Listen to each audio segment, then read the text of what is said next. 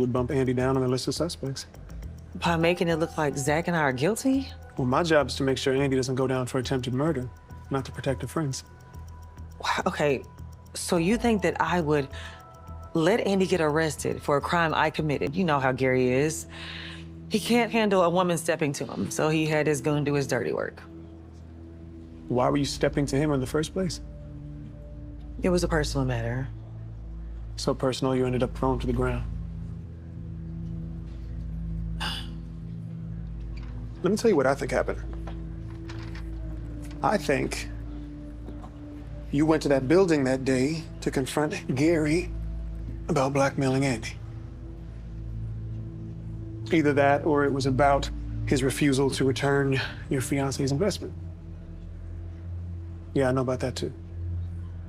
So you subpoenaed Gary's financial records for his fund? Gold star. You are a top-notch law student, so I guess that makes sense. You're also a very loyal friend to Andy, and an even more loyal fiance to Zach Taylor. My question is, were you loyal enough to kill for them? Robin, do you think I tried to kill Gary?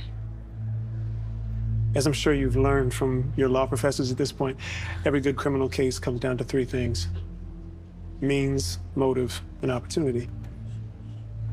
Now, we've already figured out the motive. You had a nasty run-in with Gary, as evidenced by these photos.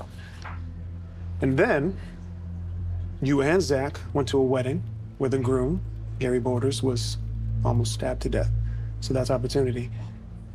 Which brings us to the means.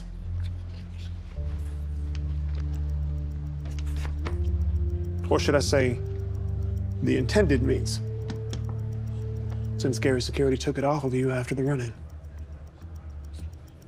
You can thank my private investigator for the photos and for retrieving your weapon. Yes, I'll send him a gift basket. Thanks. So, since you were without your weapon at the wedding, you had to improvise. The knife was an inspired choice. Robin, I did not stab Gary. Did Zach beat you to it? Zach had nothing to do with it.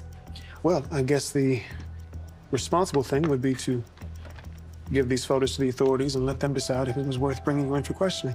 Why would you do that? Well, I can think of a damn good reason. It would bump Andy down on the list of suspects.